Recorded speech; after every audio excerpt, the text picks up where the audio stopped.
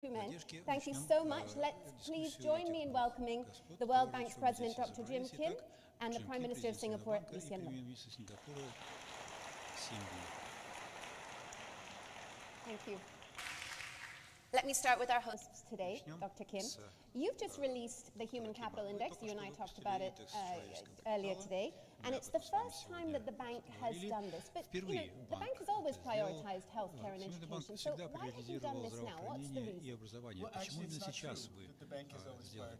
На самом деле, не всегда, неверно, это не всегда банк приоритет отдавал этим двум вещам. Когда я впервые пришел в банк, мы обратили внимание на те займы, которые брала Корея. В Сингапуре до 1962 года банк считал Корею настолько бедной и безнадежной страной, что она до 1962 года даже не имела права получать займы. Первый займ она взяла на строительство дорог, а второй на образование. И над ней смеялись за это, потому что идея заключалась в том, что сначала страна богатеет, строит инфраструктуру, богатеет, и потом, когда уже есть соответствующие налоговые поступления, тогда уже вкладываешь в народ. И именно это была эксплицитная стратегия, сформулированная Всемирным банком, и история Всемирного банка именно такова. Здоровье, и здравоохранение и образование, да бог с ними, мы банк, в конце концов, черт побери, так лидеры говорили. Поэтому в начале 90-х я как раз и участвовал в движении, которое настояло на том, что Всемирный банк на 50-летнюю годовщину должен быть закрыт, потому что слишком большое внимание уделялось ВВП и недостаточное внимание инвестированию в людей. После того, как я 6 лет провел в банке, я, как мне кажется, и как я чувствую, я вижу как раз очень высокие уровни смертности, и качество образования очень низкое, что отражено в нашем отчете о развитии, на удивление низкое. И в сравнении с образованием в Сингапуре, если посмотреть на то, сколько образования получают дети в Малави, это меньше, чем полгода. Мы считали, что необходимо изменить стимулы, необходимо изменить то, что мы измеряем, и перед каждым главой правительства, государства и особенно перед министром финансов нужно разложить на столе эти результаты, которые мы в исследовании получили, и показать очень высокую корреляцию их с экономическим ростом. Корреляция это будет усиливаться. И ранжирование было сложным. Правительство не любит, чтобы их ранжировали, расставляли. Но я, занимаясь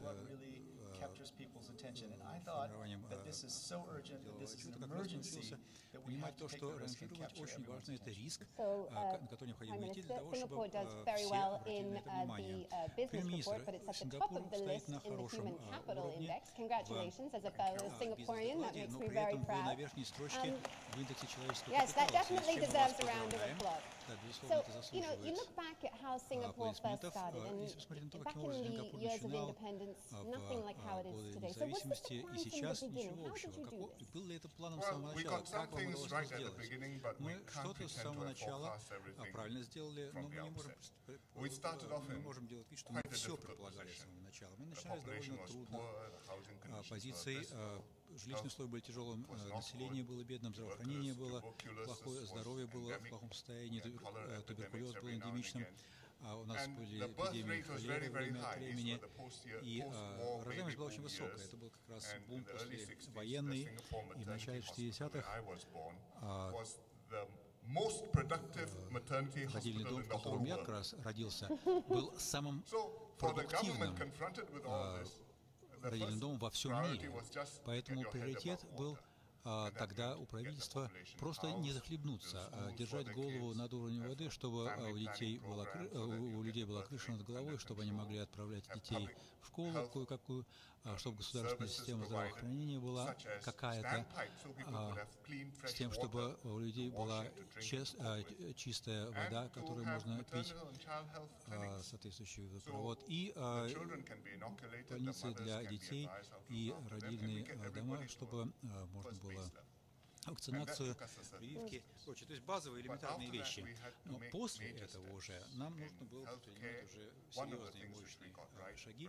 И с самого начала мы считали, что мы будем субсидировать здравоохранение, но при этом людей нужно, каждый член населения лично ответственен за это. Оно должно быть совершенно бесплатным. Поэтому после того, как правительство было избрано, в первую очередь оно стало взимать плату за рецепты, потому что в противном случае люди получают бесплатные лекарства, они 2 дня принимают их, а потом лучше себя чувствуют, симптоматика улучшается, бросают, потом через неделю приходят к следующему. Если люди платят даже $1, то они, по крайней мере, серьезно будут относиться к режиму принятия лекарств. Мы этот принцип сохранили. И в системе здравоохранения мы ожидаем, что люди будут платить какую-то часть издержек. И на самом деле через несколько лет мы как раз ввели схему обязательных движений на здравоохранение. То есть, когда работаешь, какая-то часть дохода, 6, 7, 8% в зависимости от того, сколько вы зарабатываете, годового дохода поступает в специальный сберегательный счет. You can use it when you get sick, you go hospital, helps to pay your hospital bills. You can use it if you have cancer, you can have it for chemotherapy or expensive treatments. And it inculcates a sense that this is your money, please spend it carefully. So on the user side, we never give it away. Yeah. On the supplier side, the government is very much prominently there. We haven't left it just to the private sector.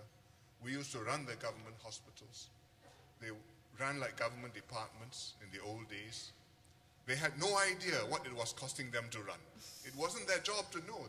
Their job was just to treat the patients. Yeah. But if you're running the system, that's not a good arrangement.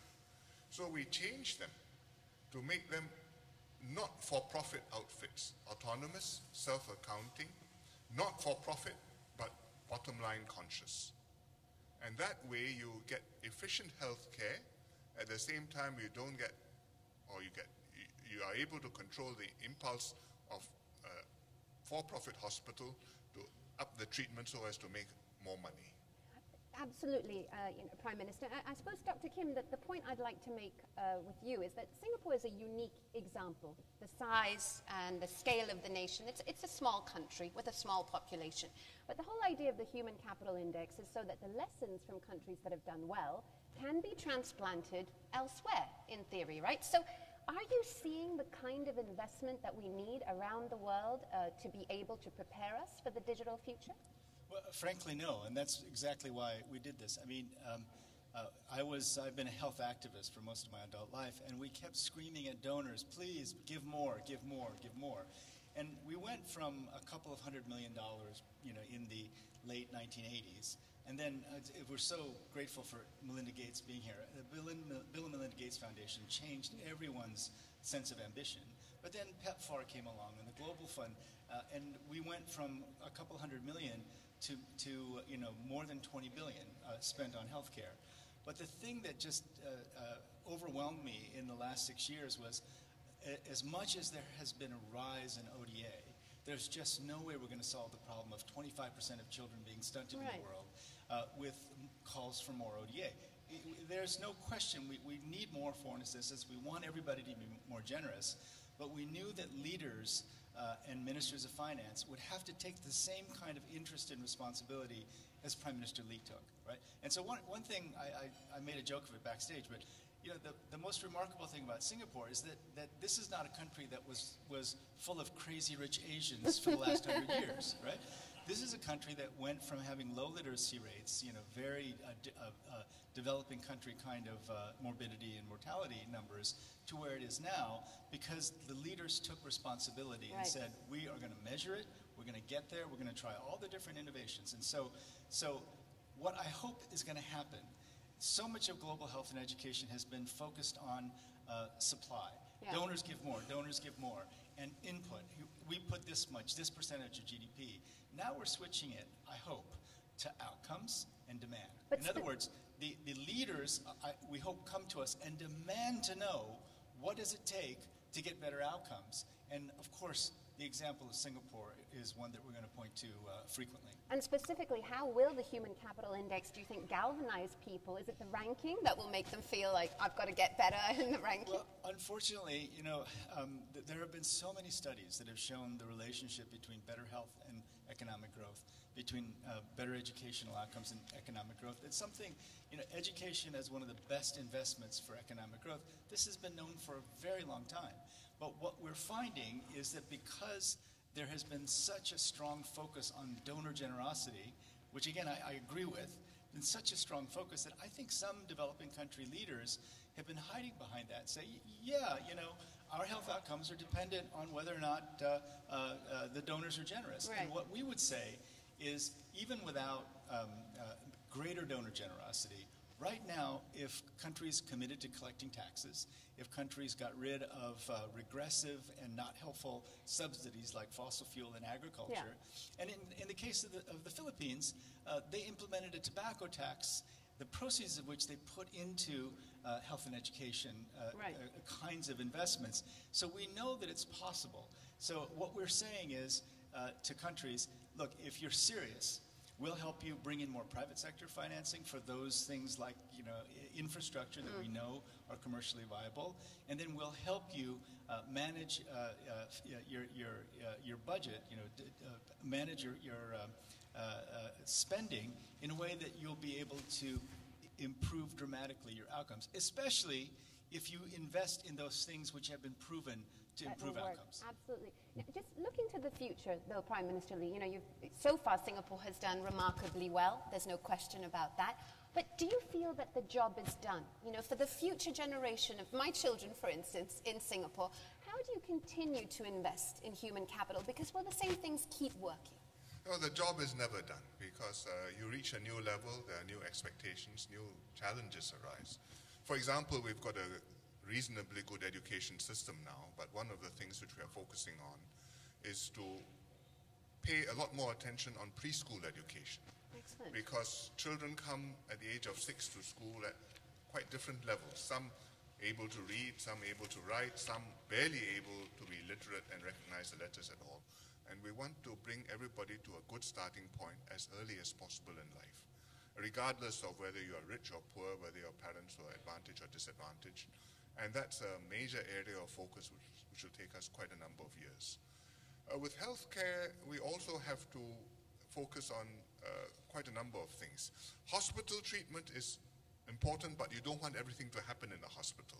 We need to look at step-down care, because particularly with old folks, when they are ill for a long time, but they may not need very high-tech medicine. They just need to be well looked after and be able to convalesce and recuperate. And in the end, and in the community as well.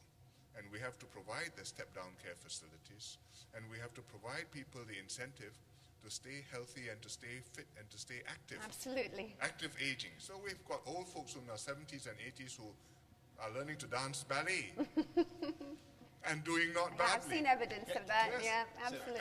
And they are much healthier and happier for it. Well, I went to Singapore, and I specifically asked Prime Minister Lee to be on this panel, and he was very reluctant to, because he didn't. But I'll tell you why I asked him, because when I went to Singapore, I spent an entire day studying the healthcare system, because I couldn't believe that they were getting the outcomes they were getting and spending 4% of GDP. And then Prime Minister Lee corrected me, and he did it again in backstage. He said, no, it's 4.6%. That's right.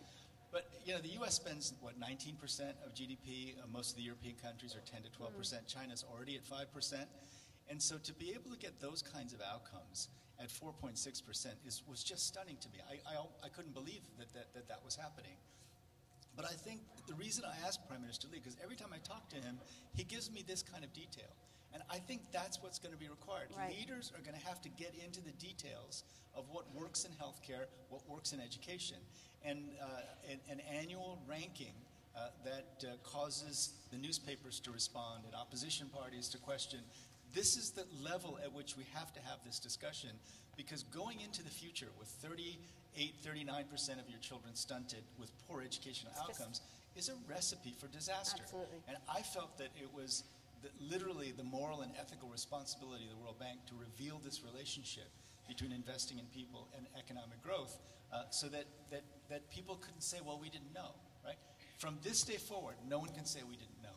We are making it clear. If you don't do this, it's not just that you're shortchanging an individual. What you're doing is setting your country up for instability and inability to compete in the future. So, Prime Minister Lee, on that point, you know, given the fact that Singapore has had such remarkable success, what would your advice be for those in the audience, other finance ministers who want to replicate the success, those of us watching online as well, to be able to replicate Singapore's success story? Well, I think the first starting point for the government must be that we want to improve lives for all of the population, not just for some of it or for the successful ones, but for all of the population across a wide range. Because if you do that, then as their basic lives improve and they have control over their lives and they have a roof over their heads and they can start thinking about the future and what they want their children to be, then you can talk about public health, then you can talk about improving and optimizing our healthcare system. Then we can talk about having a good education system and the parents are supporting it. And then from that you have more growth, you have more prosperity, and we can make further progress with our social services. But you have to have that desire to make the benefits go very broadly, and then to have people have an incentive to improve themselves and their children. And Dr. Kim, your sense of how you think this will be received amongst people, countries who are trying to replicate this success and get further up that ranking? Well, I have to tell you, there were many, not many, but there were at least a few countries that really didn't want us to do the ranking. I'm not surprised. You know, I'm very grateful to my board because the board really was supportive. And they were supportive not because they thought they knew where they were going to come out in the ranking, but I think they agreed. We were able to convince them that the relationship between these investments and economic growth is so clear, and may be one of the most powerful correlations that we know of in terms of what you invest in and what you get later. And in the context of rapidly changing the world of work with technologies, is eliminating some jobs, but also definitely changing the kind of skills required for the jobs that are being created. Because we know all that, the board ended up supporting fully the release of the ranking. And I've said before, I think every World Bank president probably gets one ranking in their tenure. And so this is the one I chose because, again, we've just got to bring everyone's focus on this particular issue because we will fall prey to short-termism and not thinking enough about how critical this is to build the foundations of future growth. Investing in human capital, it's so apparent that it is the way that countries need to prepare for the digital future. Thank you so much, gentlemen, for joining us for this discussion. It is really a privilege and a pleasure. Thank you, Prime Minister Lee. Such an honor, really an honor. Thank you. Dr. Kim, thank you so much. Thank you. Please. Thank you, ladies and gentlemen, for being such a patient audience and for that scintillating discussion. I'm sure you learned just as much as I did. And for those of you who have real power and the ability to change things in your countries, hopefully we can look forward to a future where more investment is made in the things that actually matter for people. We'll have a short video now while the stage is being reset to show us and bring us the voices of people who represent the reason why we're here today. So please do enjoy the video. Don't go away. We'll be right back with with the rest of the program.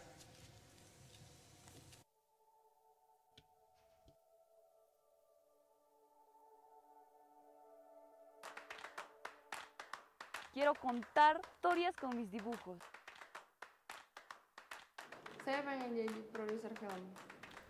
I want to do science. Fashion businesswoman.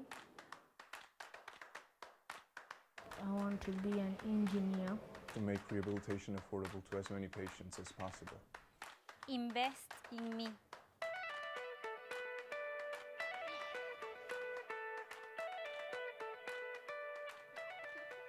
Eso ha sido el cambio en la comunidad y en mi hogar especialmente, ¿no? En ellos está el cambio. Son inteligentes, su sueño de ellos es ser líder. Esos nutrientes de los alimentos que traía con mi abuelita, todos, mi familia, fueron un gran partícipe de mi vida.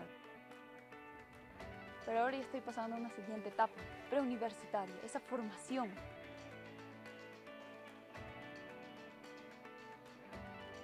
mereka mempunyai mental atau jiwa wirausaha. Kita juga diajarkan kewirausahaan. Motivate kids